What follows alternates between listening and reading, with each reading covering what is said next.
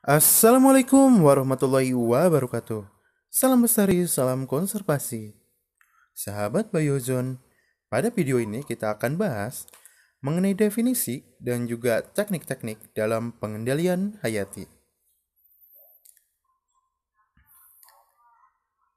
Nah, untuk pengendalian hayati, di sini ada beberapa ahli yang sudah mendefinisikannya, di mana yang pertama, menurut Harry Smith, pengendalian hayati adalah penurunan populasi serangga sebagai aksi atau juga sebagai kinerja dari musuh alami. Kemudian ahli yang kedua menurut Debach, aksi dari parasit, kemudian predator atau juga patogen dalam usaha memelihara kepadatan populasi organisme lain pada tingkat rendah bila dibandingkan dengan ketidakberadaan agensia hayati ini.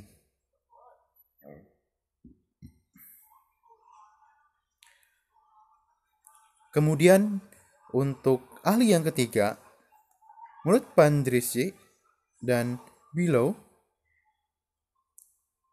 pengendalian hayati adalah penggunaan parasitoid, predator, patogen, antagonis atau kompetitor yang dapat menekan populasi hama hingga menurunkan populasi hama dan menurunkan tingkat kerusakan bila dibandingkan jika musuh alami tidak ada.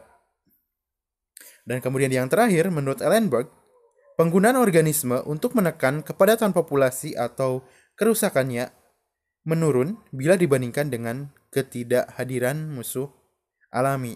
Nah, jadi dari beberapa definisi, ini bicara tentang agensi hayati, kemudian juga aksi dan juga kinerja atau efek dari keberadaannya dalam upaya untuk menjaga populasi hama itu tetap berada populasi yang rendah. Sehingga tingkat kerusakan akibat dari hama ini menjadi sangat minim. Jadi kalau kita definisikan, kita bisa bicara mengenai versi pengendalian hayati, definisinya menurut versi masing-masing. Tapi yang jelas prinsipnya bahwa pengendalian hayati ini adalah pengendalian populasi hama dengan menggunakan agensia hayati.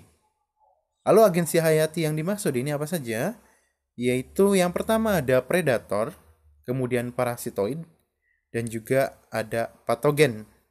Kemudian kalau bicara antagonis dan kompetitor, itu adalah peran nanti daripada musuh alami. Jadi agensia hayat yang di sini yang kita maksud adalah musuh alami daripada hama. Jadi untuk pengendalian hayati adalah usaha sengaja dari kita memanfaatkan musuh alami untuk mengendalikan populasi dari hama. Nah, sebagai contoh, di sini ada Coccinellid, ini juga ada Braconid, ini sifatnya sebagai parasitoid. Kemudian yang kedua ada parasitoid telur, ini dari Trichogama sp. Kemudian predator, di sini ada laba-laba, kemudian juga ada mantis atau belalang. Kemudian predator lain juga di sini sudah kita tampilkan. Kemudian agensi lainnya adalah patogen. Ini adalah patogen yang sering digunakan, yaitu dari Bacillus, khususnya untuk Bacillus thuringiensis. Di sini digunakan dalam teknologi DNA rekombinan. Ini untuk pengendalian hama pada kapas.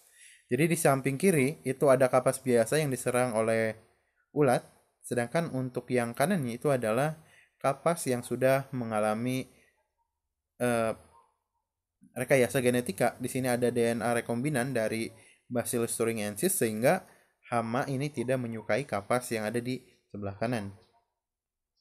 Kemudian yang selanjutnya ini juga ada patogen, ada entomopatogen, jamur Beveria bassiana, di mana jamur ini menyerang eh, sebagai patogen menyerang hama. Kemudian juga ini entomopatogen dari jamur Metarhizium. Kemudian di sini ada patogen tanaman, ada jamur patogen Vitium, kemudian Rhizoctonia dan juga Fusarium. Kemudian ini teknologi-teknologi yang digunakan dalam upaya pengendalian hama dengan menggunakan patogen. Selain itu juga ada APH gulma Cirsium arvense. Jadi ini digunakan untuk mengendalikan gulma. Jadi gulma ini merupakan pesaing atau kompetitor bagi tanaman yang dibudidaya. Nah, untuk mengatasinya maka kita gunakan agensi pengendali hama yaitu Cirsium arvense. Ini juga masih pengendali gulma, Hiverisum perforatum. Ini untuk mengendalikan hama penggerek akar. Kemudian ini hama arthropoda.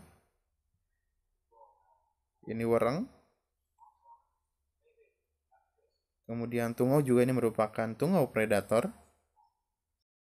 Tungau predator ini adalah tungau yang mengendalikan tungau-tungau hama. Kemudian juga di sini ada gambar kutu putih juga dikendalikan oleh hama tungau predator ini.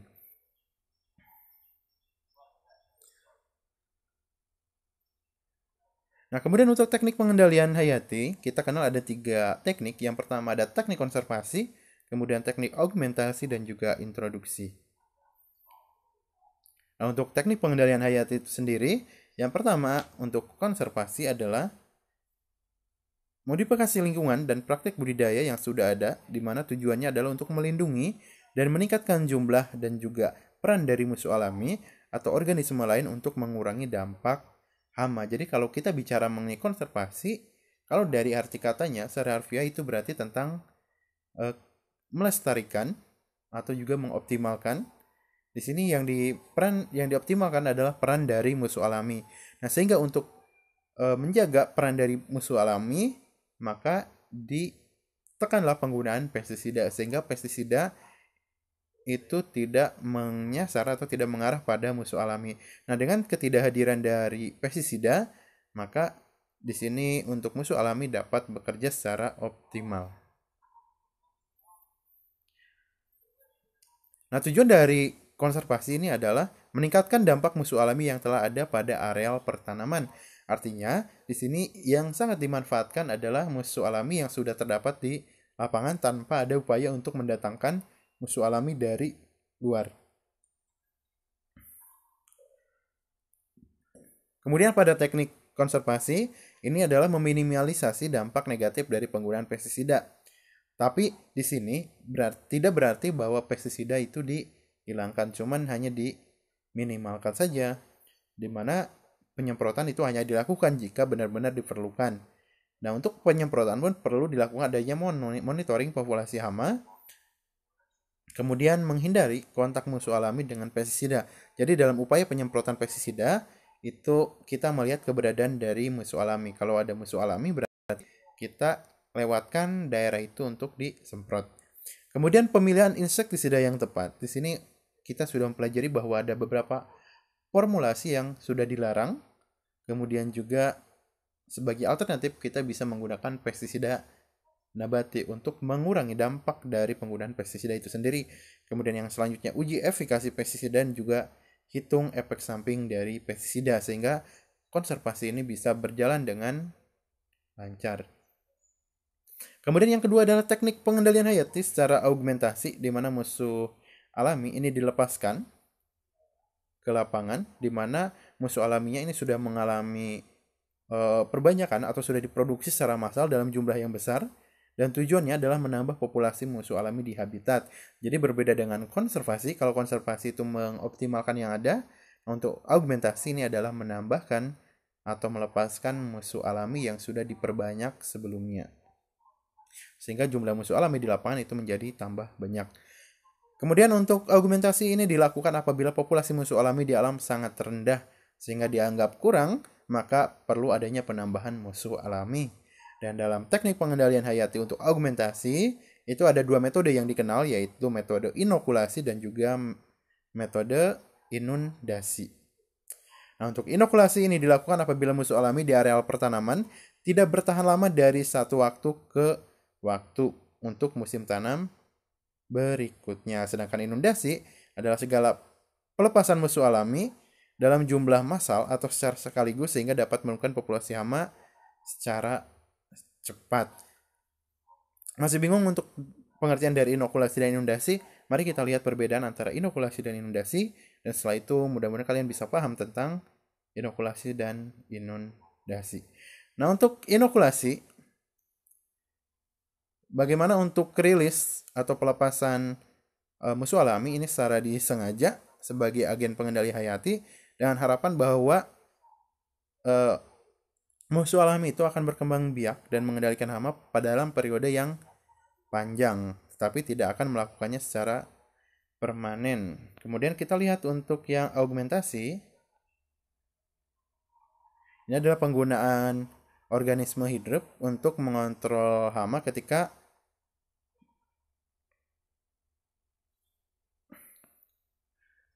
hama itu menyerang, dan diharapkan dengan adanya pelepasan musuh alami itu dapat mengontrol dan mengendalikan hama.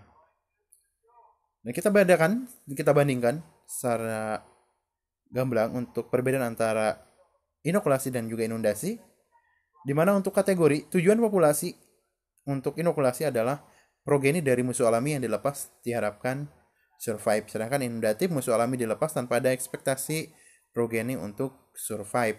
Nah, jadi kita bisa bandingkan di perbandingan yang pertama bahwa untuk inokulasi itu diharapkan adanya progeni atau adanya keturunan dari musuh alami. Jadi dengan demikian di sini ada jangka panjang dalam pemeliharaan atau pengoptimalan musuh alami, sehingga ketika ada hama di periode tanam berikutnya, musuh alami ini sudah dalam jumlah yang cukup banyak. Sedangkan untuk inundatif itu tidak ada ekspektasi bahwa musuh alami yang dilepas itu dapat bertahan hidup hingga periode tanam berikutnya. Yang penting ketika tanaman dilepas, ketika musuh alami dilepas, hama yang menyerang tanaman itu dapat dikendalikan pada saat itu juga. Tidak peduli apakah musuh alaminya itu dapat bertahan untuk periode jangka panjang. Kemudian untuk populasi hama target, untuk inokulasi adalah generasi hama yang akan datang, karena kita sudah mempersiapkan dulu untuk musuh alami, itu juga mempersiapkan progeninya. Jadi kita secara terus-menerus memproduksi, dan diharapkan untuk hama yang untuk musuh alami hama itu dapat survive, dapat hidup di lingkungan hingga periode yang panjang. Sedangkan untuk inundasi ini generasi hama saat dilepas. Jadi tidak peduli dengan kondisi ke depan, yang penting pada saat itu, pada saat musuh alami dilepas, maka hama itu dapat dikendalikan. Kemudian inokulasi strateginya ini adalah strategi preventif atau pencegahan, sedangkan inundasi adalah kuratif atau pengobatan. Jadi untuk inokulasi ini cocok untuk kita berjaga-jaga untuk kemudian hari, sedangkan untuk inundasi itu ketika kondisi hama memang sudah tidak bisa dikendalikan, sehingga kita tambah jumlah musuh alami untuk pengendalian pada saat itu juga. Bisa kan membedakan antara inokulasi dan inundatif saat ini?